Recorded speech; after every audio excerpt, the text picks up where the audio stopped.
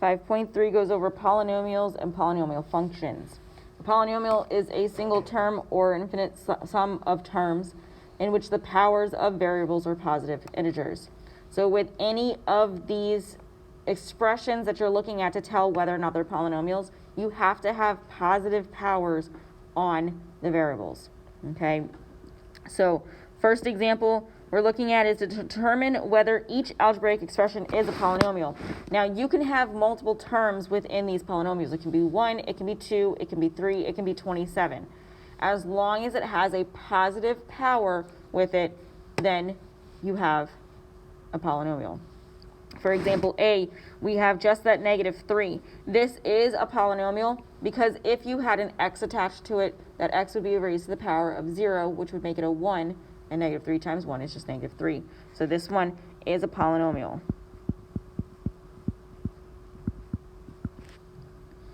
For example B, you're given 3x plus 2 to the power of -1.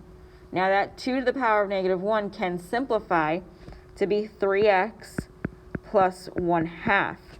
So because that 1/2 doesn't have a power that has a negative power on it that's attached to a variable that's attached to the 1/2, this one is a polynomial as well.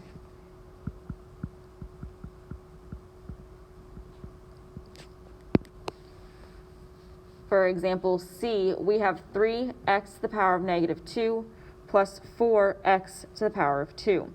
You have like terms here, so you would simplify this to do 3 times 4 times x to the power of -2 plus the second. That 3 times 4 is 12, x, the -2 plus 2 is 0. So that's just 12 times 1, which is 12. So is 12 a polynomial? Yes, it is. So this one is fine.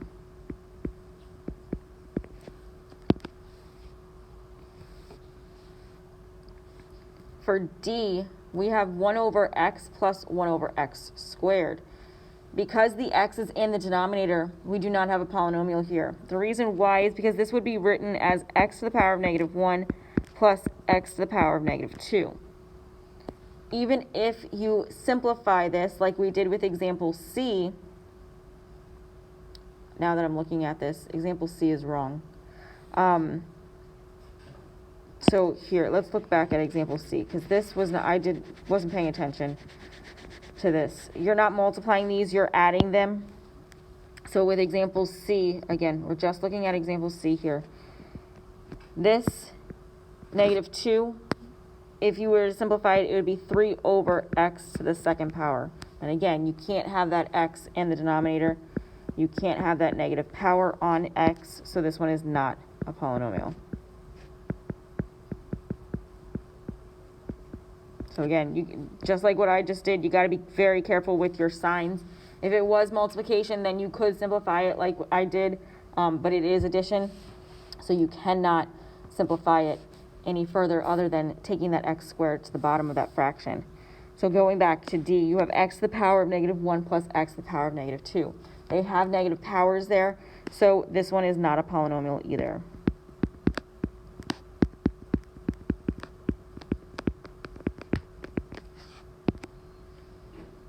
For example E, we have x to the power of 49 minus 8x squared plus 11x minus 2. For this one, we have all positive powers on those x's, so this one is a polynomial as well.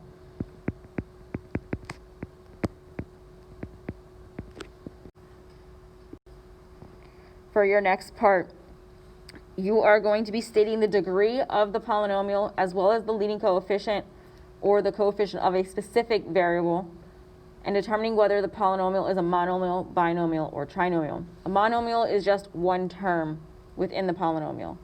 A binomial is 2 terms. A trinomial is 3 terms. Anything over 3 terms is a polynomial. Okay, so for A, we have x squared over 3 minus 5x cubed plus 7. So when you state the degree of the polynomial, it's the highest degree that you see there. So within this entire expression, even if we rewrote it as 1/3 x squared minus 5x cubed plus 7. The highest power within this trinomial here, because it's 3 terms, is that 3. So your power is the 3. It wants the coefficient of x squared. The coefficient of x squared, here, let's do it this way better, is the term that's in front of the x squared that's attached to it. So that fraction of that 1/3 is that coefficient of the x squared. And then so next we find the number of terms within this polynomial. Do we have 1, 2, or 3 terms? We have 3. We have the 1/3 x squared. We have that negative 5x cubed, and we have that 7. So this is a trinomial.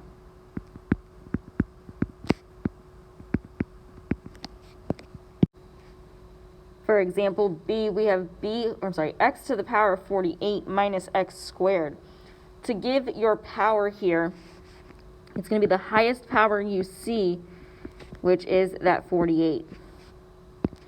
Now, to give the coefficient of x squared, it's the number that's in front of the x squared attached to it. So there's just a negative in front of that x squared, so it's negative 1. And then the number of terms here is 2, so this is a binomial.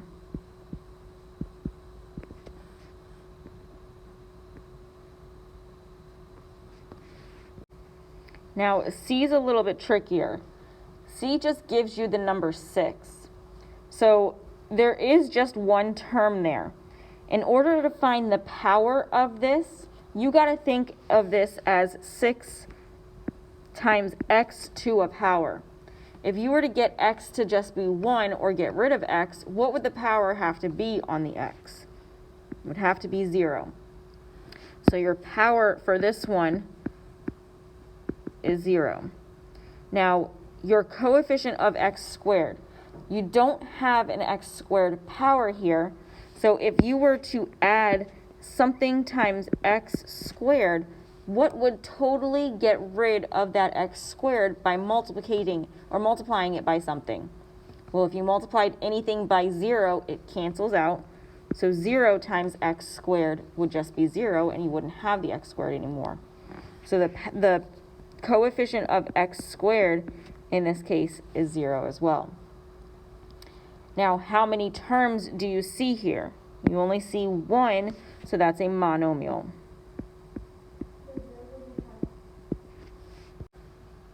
All right, so the next part is to evaluate these polynomials given that a variable is equal to something.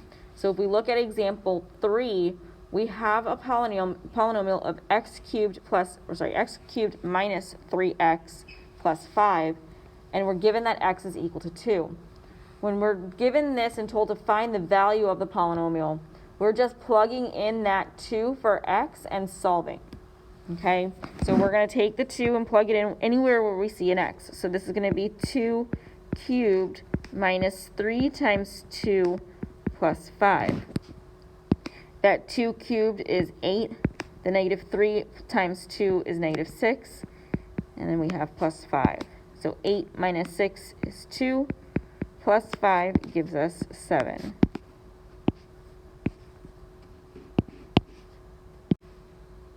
As the one we did before. The only difference, so our next example tells us to find p of 2 if p of x is equal to x cubed minus 3x plus 5. So if you look at this, this is the same exact function or equation is the way it's written. So when this gives it to you as p of x and p of 2, it's literally telling you that x is equal to 2. Plug in the 2, solve for x, or solve for p of x. So the way that you write these, when they're given to you in this format, you're going to plug that p of 2 in for p of x, and then you're going to plug the 2 in for x anywhere you see an x in the expression. So again, it's just going to be 2 cubed minus 3 times 2 plus 5. So that 2 cubed, we said, was 8. Minus 3 times 2 is negative 6, plus 5 We drop down that p of 2 as well. And then we just have p of 2 is equal to 2 plus 5. And then p of 2 is equal to 7. So with these, you should be given all of it. Like the p of 2 is equal to 7, not just 7. For our next section within this lesson, we're going to be finding the sums and differences of these polynomials. When you find the sum, you're just adding 2 or more polynomials together. So you'll be given 2 or more polynomials in parentheses that are separated with an addition sign. The first thing you can do is just get rid of the parentheses and then combine like terms. So if we look at example A, we have x squared minus 5x minus 7 plus 7x squared minus 4x plus 10. So I'm just going to rewrite this without those parentheses to give me x squared minus 5x minus 7 plus 7x squared minus 4x plus 10. Now, when you're working in Notability, it's going to be a lot easier for you because you can color coordinate your like terms. When I don't work in Notability, I like to use either shapes that I'm either like circling my x squares, putting boxes around my x's, putting triangles on my constants, that kind of thing, just so that way I can recognize the difference between my terms and combine those like terms. So if I start with that x squared, I have an x squared here, and I have a 7 that's positive x squared. I'm going to combine these to give me 1 plus 7x squared, which is 8x squared. The negative 5x combines with the negative 4x because those two are like terms. So negative 5 minus 4 is the same thing as negative 5 plus negative 4. We keep the sign, add the terms. That gives us negative 9x. Then I have that negative 7 and that positive 10. So negative 7 plus 10, or 10 minus 7, gives us a positive 3. So altogether, we just have that x squared minus 9x plus 3. You'll realize while I do this, my like terms are the same variable with the same power. So I have to make sure if I'm combining something with the x squared, the other term has an x squared. If I combine something with an x, the other term has to just have an x. If I combine something with a constant, so a number that does not have a value of x that's attached to it, the other term has to be a constant as well. For example B, we have 3x cubed minus 5x squared minus 7 plus 4x squared minus 2x plus 3. So again, I'm just going to start this one by rewriting it without the parentheses. I have 3x cubed minus 5x squared minus 7 plus 4x squared minus 2x plus 3. So first I look at this 3x cubed. Do I have another x cubed here? I don't, so I just drop that down and rewrite it. Next, I have this 5x squared. Do I have another x squared within this expression? I do. That's the positive 4x squared. So I'm going to combine those two. Negative 5x squared plus 4x squared is just negative x squared. So a negative 1x squared is the same thing as negative x squared. Next, if I go by powers, I have an x value. That x value is that negative 2x, and I don't have another x. So I'm going to just drop that negative 2x down. Next, I have the negative 7 and the positive 3. So I'm going to combine those since they're both constants. Negative 7 plus 3 gives me negative 4. So this is just 3x cubed minus x squared minus 2x minus 4. We are also going to be subtracting these polynomials.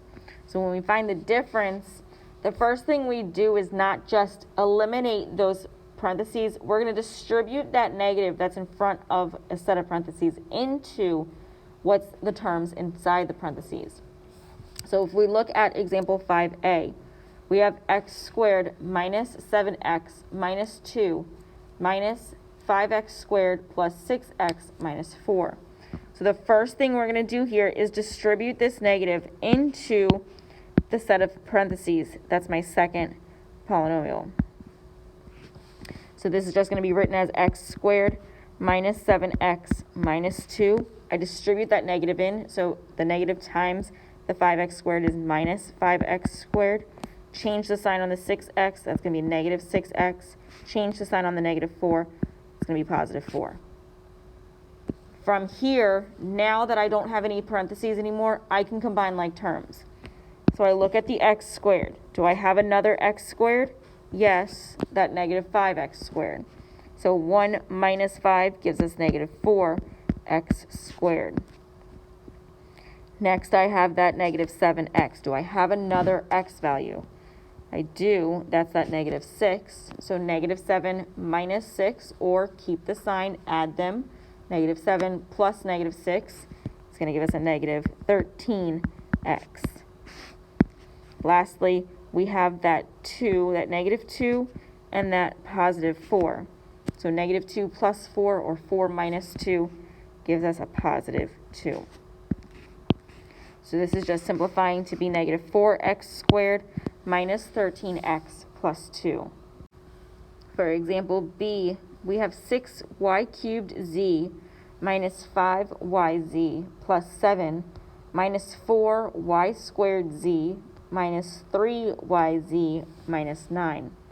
So again, the first thing I'm going to do is distribute that negative into the second set of parentheses.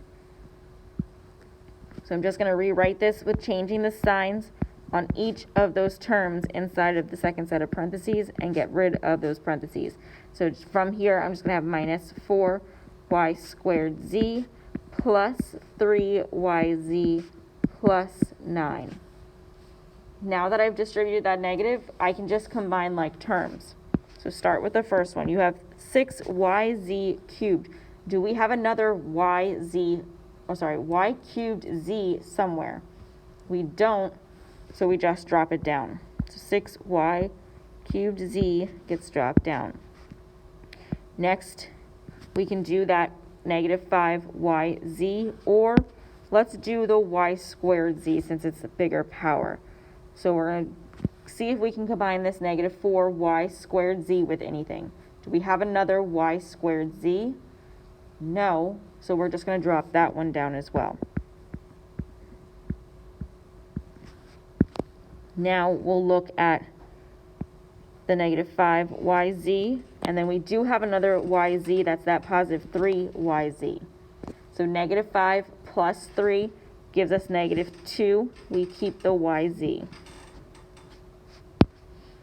And lastly, we have that positive 7 and that positive 9. So 7 plus 9 gives us 16. It's just going to be plus 16.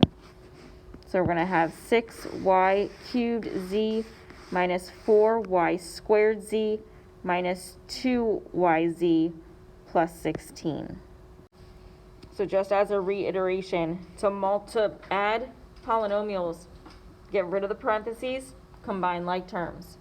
To subtract, distribute in the negative, then combine like terms.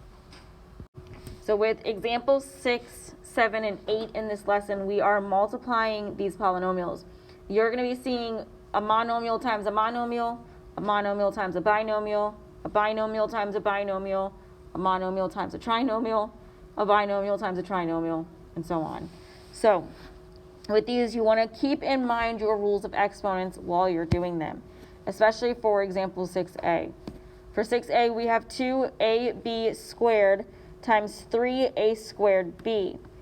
So for this, we're going to multiply those coefficients so that 2 and that 3 get multiplied. And then that a gets multiplied by a squared, so we add those exponents. That b squared gets multiplied by b, so we add those exponents as well. From here, we're just going to multiply. So 2 times 3 gives us 6. A to the first plus the second is a cubed, and b to the second plus the first is b cubed. So we just have 6a cubed, b cubed. For example B, we have negative 1 times 5 minus x. So with this, we're going to distribute this negative 1 into the 5 minus x, and we're just going to do negative 1 times 5 minus 1 times negative x. The negative 1 times 5, we get negative 5, and negative 1 times negative x is a positive x. So it's just negative 5 plus x. Now you could also write it as x minus 5. However, I'm not going to require you to change around the order on any test or quiz that you're given on this stuff. So again, you can leave it just like you see it here, or if you're more comfortable, you can rearrange it to be x minus 5 as well. For example C, we have x cubed minus 5x plus 2 times negative 3x. You could rewrite this to where that negative 3x came first. It's totally up to you.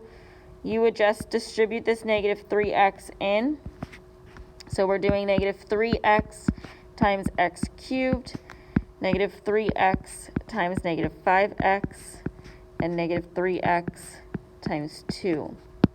The negative 3x times x cubed is negative 3x to the 4th power. The negative 3x times negative 5x is a positive 15x squared. Then we have the negative 3x times 2 is negative 6x. So altogether, we just have that negative 3x to the 4th power plus 15x squared minus 6x. For our next example, 7, we're just finding the product of x plus 2 times x squared plus 3x minus 5. So I'm going to do this a little bit differently than you're probably used to seeing, and it's to try to help you visualize things a little better. So ultimately, we are just distributing the x in, then distributing the 2 in, and combining like terms. The way that I do this is, yes, I distribute the x in to the x squared plus 3x minus 5, but I also distribute the 2 in, that's positive, to the x squared plus 3x minus 5. And I'm going to write this vertically so that way my like terms literally line up one underneath the other. So it makes it a lot easier for me to combine them instead of having to search around for those like terms and almost getting them wrong. So that x distributed into the x squared plus 3x minus 5 is turning into x cubed plus 3x squared minus 5x.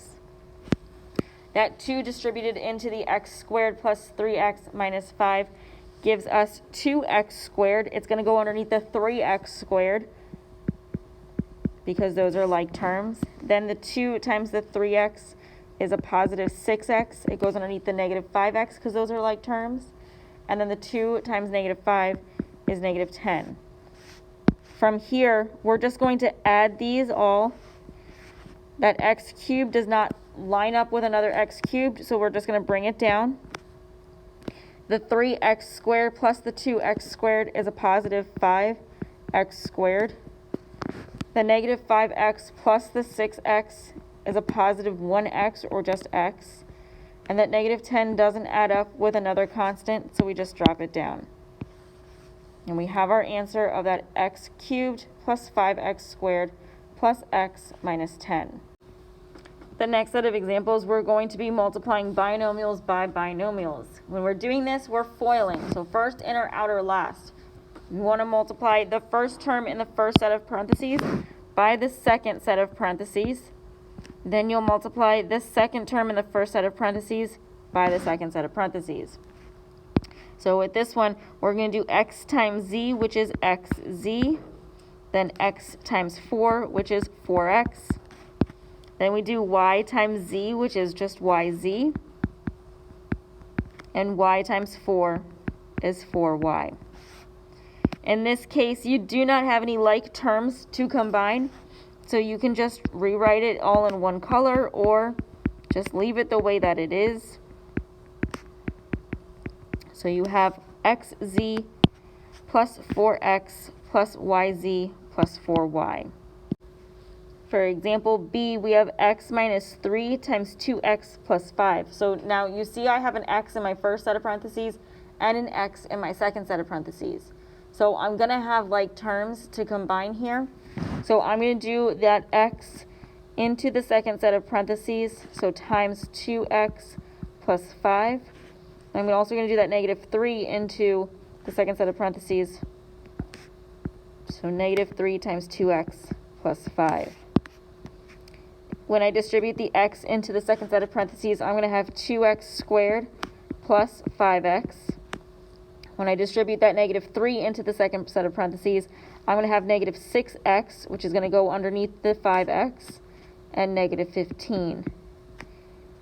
So you see when I do this, I put these terms in order from greatest power to lowest power. Okay, so that 2x squared doesn't add up with another x squared, so I'm going to just drop it down. The 5x minus 6x is just negative 1x or negative x.